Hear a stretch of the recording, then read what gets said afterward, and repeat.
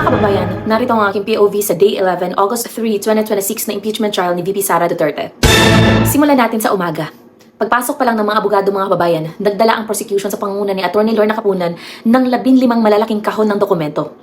Umabot sa mahigit 3,000 papel ang ipinagmamayabang nila para sa issue ng confidential funds mga kababayan. Akalam naman kung anong solid na ebidensya, pero ang hindi nila alam, handang-handa ang defense team mga kababayan. Tinanggap ni Atty. Michael Powa ang karamihan sa mga dokumento para mapabilis ang trial at huwag masayang ang oras ng Senado mga kababayan.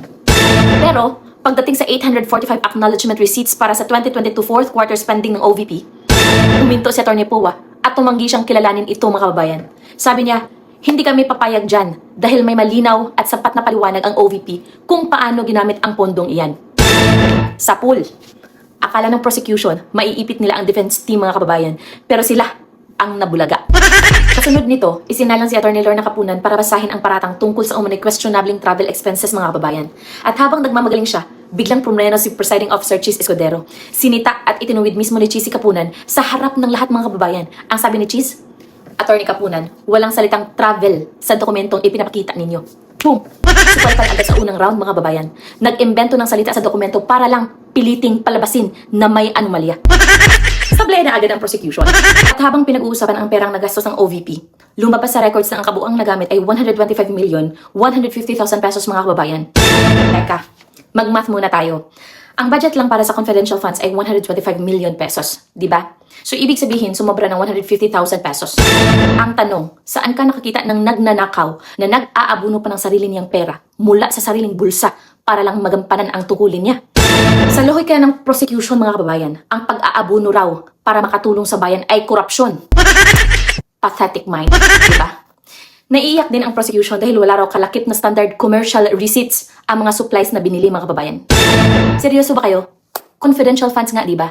Saan ka nakakita ng intelligence operation na hihingi ka pa ng official commercial receipt na may TIN number mula sa mga asset at informant sa field? Kung hihingi ka ng resibo sa bawat lihim ng kilos mo, hindi na yan confidential. Nawala na ng lohikal ang prosecution mga babayan. Basta na lang makagawa ng issue. Ngayon, dinala na sa witness stand ang kanilang pambatong testigo, si Roderick Wamil, ang antigo o dating COA State Auditor mga kababayan. Dito, mas lalong naging malinaw na walang kasalanan si VP Sara. Lalong inamin mismo ni Auditor Roderick Wamil sa korte na ang 40 million pesos mula sa confidential funds ng OVP ay aktual na ginamit sa pagbili ng mga gamot at pagkain para sa mga kababayan natin sa oras ng krisis. Yun pala ang krimen para sa prosecution. Ang magpakain ng gutom at manggabot ng may sakit. Napakalupit naman ang standard ninyo. Diba? Pero, hindi dyan nagtapos ang gulo sa kwento ng prosecution mga kababayan. Nagpresenta sila ng dokumento ng tseke. At dito na tayo pumasok sa science fiction. Sa hawak nilang papel, nakasulat na ang tseke ay inisyu noong July 13. Pero, nakalagay na petsa ng withdrawal ay July 11. So, paano mangyayari sa totoong buhay na na-withdraw na ang pera bago pa man maisulat at mapirmahan ang tseke? May time machine ba ang OVP para mag-time travel? O sadyang minadali at peke ang inihandang ebidensya kaya hindi man lang tiningnan ang mga petsa? Tanong lang po iyan. Nahuli silang gumagawa ng kwentong hindi tugma ang timeline mga kababayan.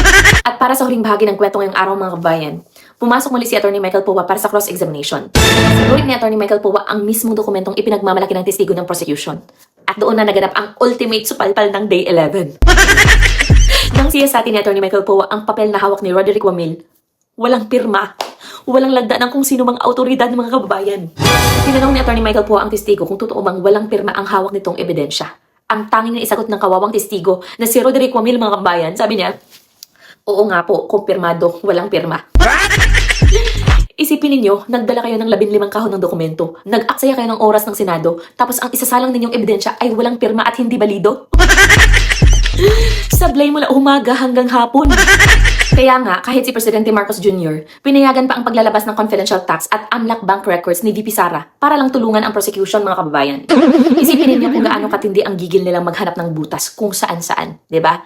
Pero, kahit anong halongkat ang gawin nila mga kababayan, kapag walang itinago ang tao, walang lalabas na dumi. Mga kababayan, ang nasaksihan natin ngayong araw ay paalala ng nakasulat sa Exodus chapter 20 verse 16 na nagsasabing, huwag kang magbibintang ng huwad laban sa iyong kapwa. Ang buong trial na ito mga kababayan ay hindi paghanap ng katotohanan. Ito ay malinaw na pagtatangka na gibain ang pagkatao ng isang leader sa pamamagitan ng mga kasinungalingan, manipulasyon ng petsa, at mga imbentong paratang ni na Atty. Capunan. Ngunit, may paalala rin ang Proverbs chapter 19 verse 9. Anong sabi doon? Ang saksing sinungaling ay hindi makakatakas sa parusa. At ang nagbabadya ng kasinungalingan ay mapapahamak. Naalala ko rin ang sinasabi sa Luke chapter 12 verse 2 mga kababayan. Anong sabi doon? Walang natatakpan na hindi mahahayag at walang nalilihim na hindi malalaman. Kahit halongkatin pa nila ang lahat ng bangko, buwis, at personal na buhay ni VP Sara mga kababayan.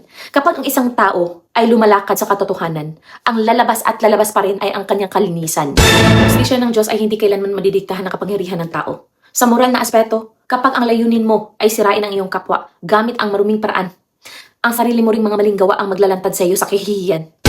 At nakita natin ngayon kung paano nalito ang prosecution sa sarili nilang mga bitag mga kababayan. Mga kababayan, let's listen sa day 12 ng impeachment trial at tingnan natin kung nasa tamang wisyo pa ba ang prosecution. Pagpalain kayo ng Diyos at hanggang sa susunod na video. Maraming salamat.